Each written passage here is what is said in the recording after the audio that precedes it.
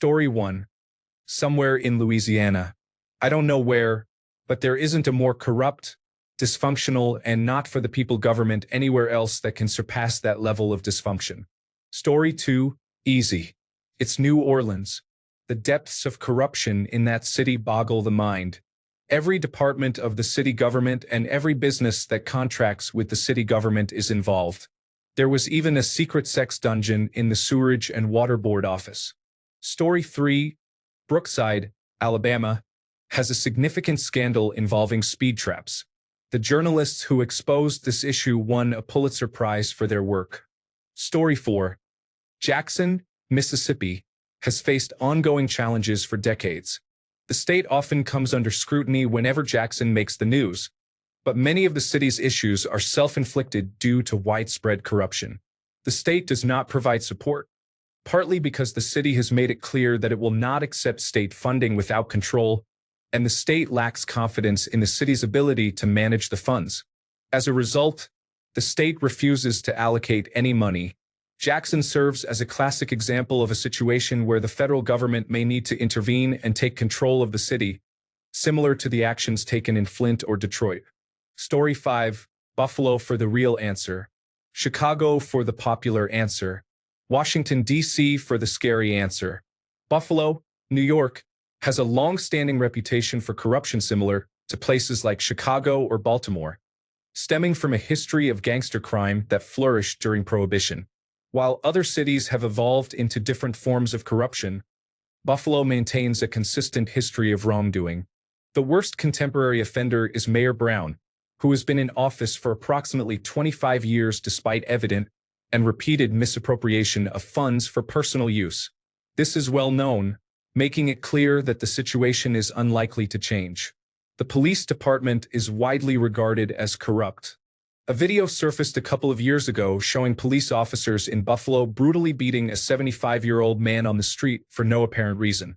During my time there, I personally witnessed multiple incidents where police would swarm areas like train stops, forcing all black individuals to leave. This blatant discrimination was shocking, but the community has come to accept it as the norm. One of their primary operations seems to involve stealing cars and bicycles to resell them.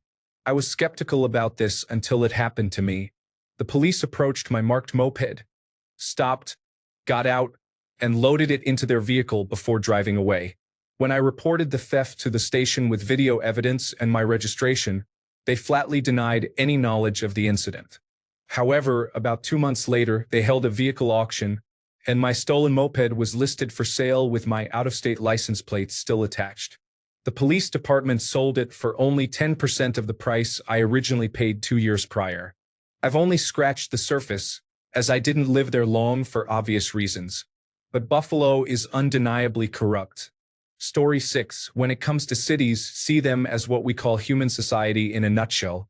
Stephen King's character Glenn Bateman in The Stand expressed it best. Show me a man or a woman alone, and I'll show you a saint.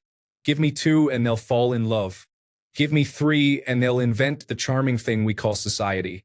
Give me 4 and they'll build a pyramid. Give me 5 and they'll make one an outcast. Give me 6 and they'll reinvent prejudice. Give me 7 and in 7 years they'll reinvent warfare.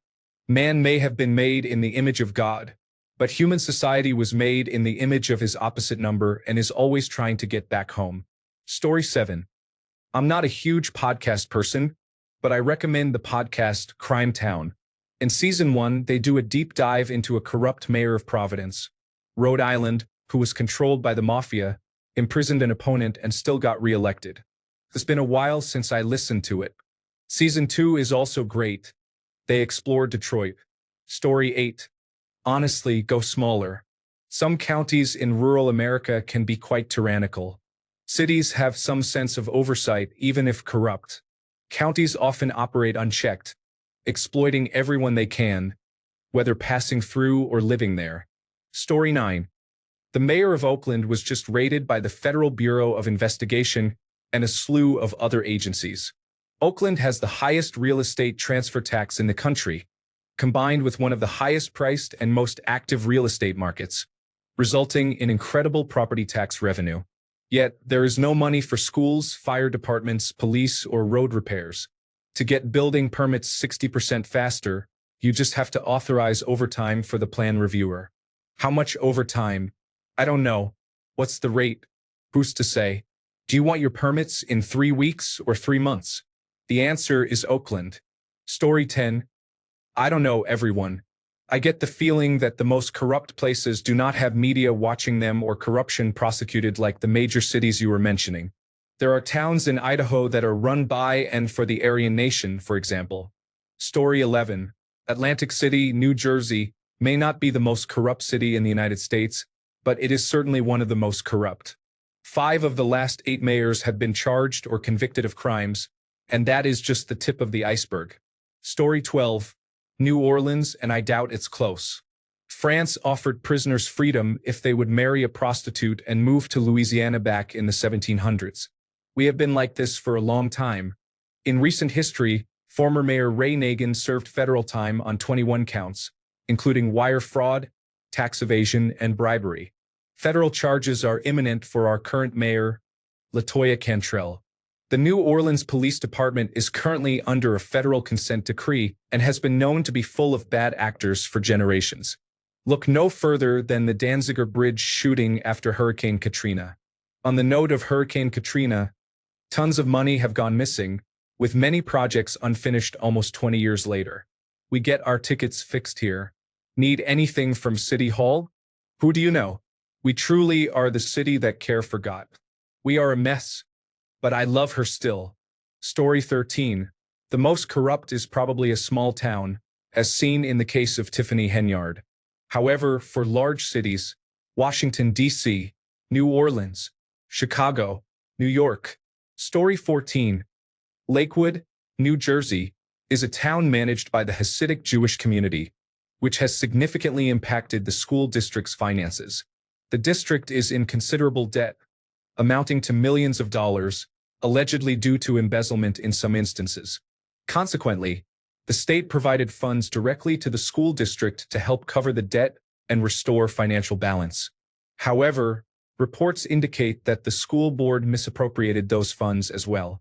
Story 15. The Democratic Party of the City of Chicago and the state of Illinois has a legal auto theft ring. In 1989, Richard M. Daley won his first term as mayor. On his first day, he privatized city towing. The company chosen for the contract was called Environmental Auto Reclamation. Ironically, they had only been in existence for a week when they won the contract and were owned by a group of the largest donors to Daley's campaign. If that wasn't enough, the city, with the help of county and state governments, passed a resolution that titles for vehicles kept for 14 days could be reissued to the city. Then, as part of the contract, the city would sell the title to Environmental Auto Reclamation for $50. In reality, black individuals waiting in jail for trial would routinely be held for more than 2 weeks. If Environmental Auto Reclamation towed their car from the place they were arrested, when they got out of court, their car would be gone, sold to someone else. Moreover, if they had a loan on the car, the title the bank had for the vehicle was no longer valid, making the loan unsecured. This change in status meant the interest rate would increase, effectively burdening the person even more. But that's not the worst part. If Environmental Auto Reclamation's tow truck drivers noticed a car sitting for a long time in a driveway or private parking lot, they would come at night to tow those vehicles and report that they were towed from a nearby street. Going on a long vacation in Chicago could cost you your car. The Federal Bureau of Investigation was asked to look into it by Senator Peter Fitzgerald in 2004-2005 after numerous complaints. They raided the offices of Environmental Auto Reclamation, but in 2009, Obama took control of the White House and changed the leadership of the Chicago office of the Federal Bureau of Investigation. Environmental Auto Reclamation changed its name but still operates in the same manner to this day in Chicago. Story 16. Detroit has a strong history of multiple corruption scandals, including the conviction of former Mayor Kwame Kilpatrick. Story 17. Tonopah, Nevada. The Clown Motel is next to a cemetery filled with infants and workers who died in a silver mine. Story 18. Miami has experienced decades of corruption and cover-ups by the state attorney. There have been billions in graft, and innocent people have been sentenced to die. It's an alarming situation. Story 19. Not a city, but a region. South Florida. Sunny place, shady people should be the motto here. If we had a wall of shame for all the crooked individuals in government here, the Federal Aviation Administration wouldn't allow us to build such a wall. Miami's skyline was built with dirty, laundered money. Story 20. The wrong question is that most city corruption is amateur compared to rural town corruption. In many southern towns, the ruling class consists of criminals, domestic abusers, and drug users. Despite this, they often view themselves as religious, loyal, and self-righteous cornerstones of their community. Story 21. I would say small towns are preferable, mainly because corruption is less visible. In larger cities, while corruption does exist and may be on a larger scale due to their size, it often gets exposed due to the higher number of people involved. Small towns typically have limited governments and police forces, which can lead to a good old boys attitude. Many small towns that have experienced corruption often reveal instances of police intimidating whistleblowers or covering up misconduct. Story 22.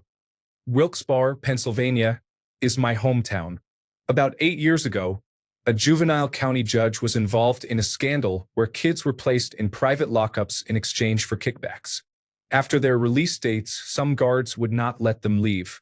Many were incarcerated for minor offenses that typically warranted only a warning or fine for first-time offenders.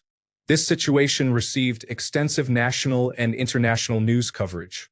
Several documentaries and films were made about it, including Kids for Cash.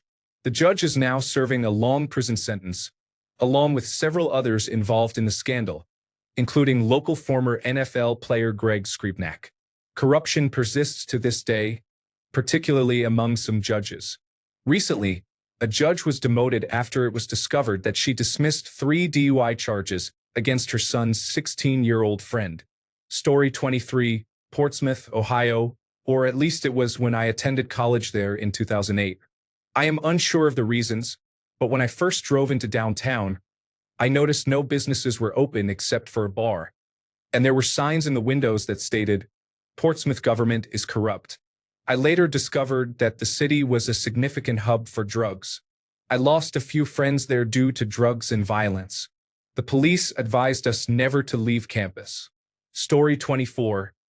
Glendale, Colorado is remarkable.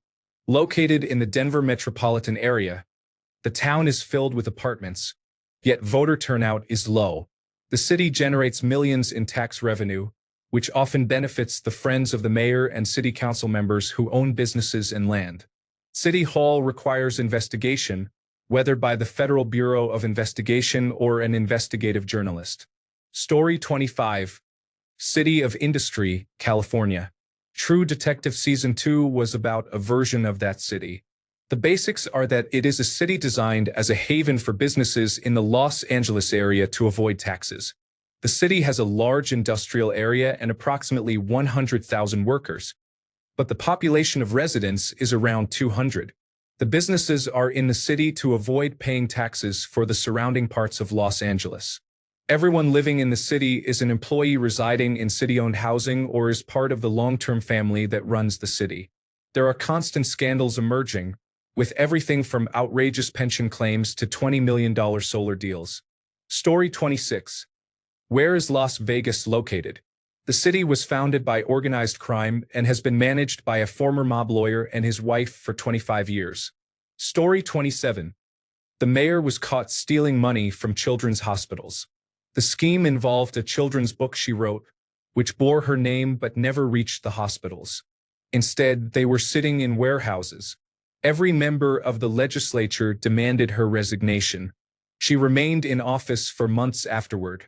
The unfortunate reality is that had elections been held then, she would have been re-elected in a landslide. Sometimes we get the government we deserve. Any place that has a single-party system for too long eventually becomes a pit of corruption, regardless of which party it is.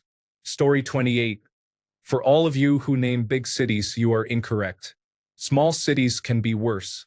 I briefly worked in Wildwood, New Jersey, for instance, and the corruption was staggering. The mayor has been indicted multiple times. When I was there, the incompetent elderly commissioners were corrupt, openly accepting kickbacks. The indictments do not even scratch the surface of their corruption, fraud, and self-dealing. The police were corrupt. It was known that police officers were involved in the drug trade. The now former chief of the Beach Patrol created a corrupt pension fund and sued the city when he was finally fired. It was a mess. Story 29. Have you ever heard of Jackson, Mississippi, or Mississippi as a whole? Look into Central Mississippi's news over the past year, and you will understand. For starters, unidentified deceased individuals who have not been claimed by family members have been buried without anyone's knowledge. The current governor and the former governor are involved in a significant scandal with Brett Favre, and that is just the tip of the iceberg. Story 30. Atlanta, Georgia. Just try getting any contract if you are not a minority. The set-asides and equalization clauses make it impossible. Story 31. Washington, D.C. You will never find a more wretched hive of scum and villainy. We must be cautious. Story 32. It has to be New Bern, Alabama. They found reasons to keep their white mayor and city council for years after losing an election, as the new mayor would be black. This was finally resolved a few months ago. However, the white mayor made several questionable decisions, and the town's administration was largely complicit in all of it. Story 33. Washington, D.C. Still corruption, even if it has been legalized. The amount of bribery, lobbying, and quid pro quo in that city involves funneling billions, if not trillions, of dollars worth of cash, tax cuts, favors, and other gifts. I don't think any of the major cities can come close. Story 34. Honolulu must be at the top of the list. Search for the Honolulu Police Department scandal or the Department of Planning and Permitting indictments for more information. Story 35. All things considered, it has to be Washington, D.C. Bribery is essentially legal there. You just have to refer to it as lobbying or campaign contributions. Story 36. Detroit's reputation is notable. Before the infamous Kwame Kilpatrick, the city had a mayor who halted vital services like police and fire to decrease property values, allowing him to purchase them at a lower price. Story 37. Washington, D.C. is the clear winner. In a tie for second place are all the state capitals. Show me a non-corrupt politician, and I will show you a monkey that can juggle. Story 38. Surprised that Fresno is not mentioned. There are serious issues involving the police chief, methamphetamine dealings, an officer who died by suicide, and a citizen reporter who was targeted, murdered, and had their house burned down. Story 39. Jackson, Mississippi. They diverted state funding for low-income families and gave it to Brett Favre. This is not the only instance of misusing funds intended for low-income individuals. Additionally, they have poor infrastructure and frequently deal with boil water alerts. Story 40. Spring Lake, North Carolina, was once the subject of significant turmoil. The police department had to be shut down for a year while several town politicians were under investigation. This occurred nearly 10 years ago, and I haven't kept track of it since. Story 41. I believe modern big city politics in Florida are unseemly. I have no personal experience here. This is just a feeling. Miami, Tampa, Jacksonville. My intuition suggests that something about a Florida resident in power gives these places an advantage. Story 42. I'm not a resident and I actually like the city, but Chicago is probably one of the most openly corrupt cities I have experienced and heard about. While I may not be entirely sure about labeling it as corrupt, it is definitely rife with shady public figures, mismanagement, and comical hypocrisy and double standards. I am uncertain if that counts as corruption. Thanks a bunch for sticking around till the end of the video. Remember to subscribe, and until next time, stay awesome and goodbye.